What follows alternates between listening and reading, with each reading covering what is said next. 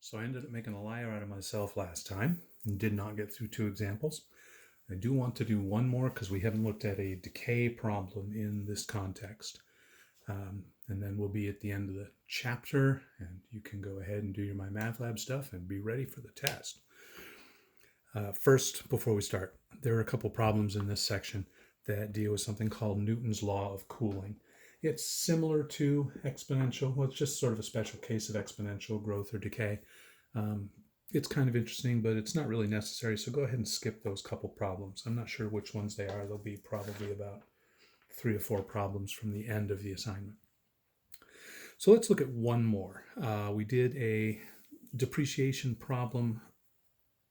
I don't even remember what it was. It was a couple days ago now. But we did do one where we had something that was decreasing. So let's look at that here. Let's say that in 2014, we bought a car for $25,000. And let's say that today, we still got that car and it's worth, let's say, $10,000.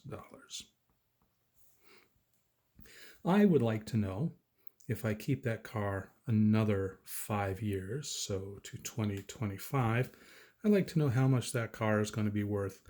And suppose I was a business or whatever, had a plan that I would want to get rid of a car when it reached a certain value. I want to know when the value of that car is going to get down to $1,000. And so standard input-output form here. We've got our year and our money. And we know the form of the equation. We're going to start with a value of 25. So our value after t years is going to be 25 e to the rt.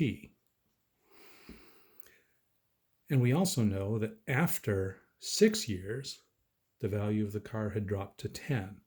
So if we put a 6 in for t, we have 25 e to the r times 6, and we put 10 in for the value, now we have an equation that we can solve like last time. We can solve for the value of r.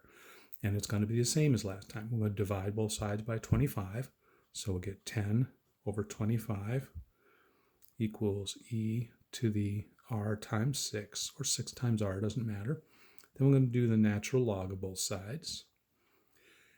And then we're going to bring that r times 6 down in front, and the natural log of e is 1. So we're going to get that the natural log of 10 over 25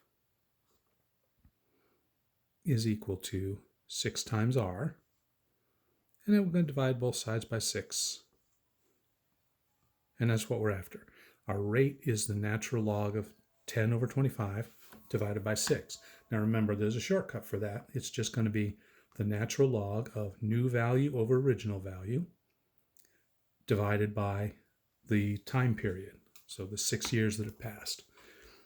And we can pop that in the calculator real quick. Natural log of 10 divided by 25. Don't forget to close the parentheses, and then divide that by 6. And we get negative 0.153. Right? That's consistent with what we looked at before. If we get a negative rate, that means it's a decrease, and that's what happened here. So now to answer our questions, we've got our equation, v of t equals 25 e to the negative 0.153 t. And we can do this by hand, or we can put it in the calculator. Right? We've been putting stuff like this in the calculator all semester, no challenge. 25 e to the negative 0.153 t. And we got to set up our window. Well, we're going at least to 25, maybe a little bit further, or 2025. So let's go to 2030, which would be 16 years after 2014. I'm just going to round that up to 20. And our value is starting at 25 and dropping. So if we set the top of the window at 30, we'll catch the graph.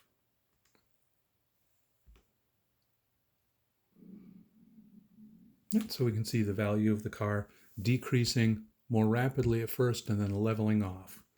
Remember the questions we wanted to answer. What would it be worth in 2025? Well, that's going to be trace. Will tell us the value in any year. And 2025 is 11 years after the car was purchased. So we just put in 11.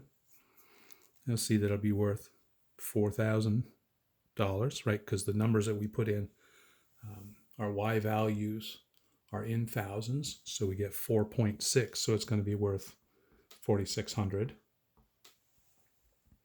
And when will it drop to 1,000?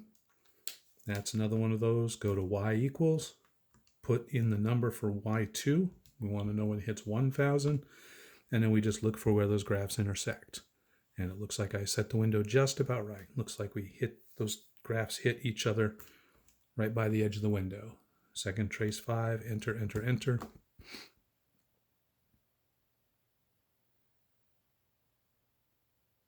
Nope. We can tell those graphs are going to intersect, but we do have to go out a little bit further. So I'm going to extend that to 30. See if we can find that intersection point. Second trace 5, enter, enter, enter. And we see that after 21 years, so 21 years after 2014. Oh, you're going to make me think. 2014 plus 21. In 2035, our car will be worth $1,000. All right, that's the end of the chapter, end of the section, end of the chapter. So get going on the homework and get ready for that test. I'll talk to you again soon.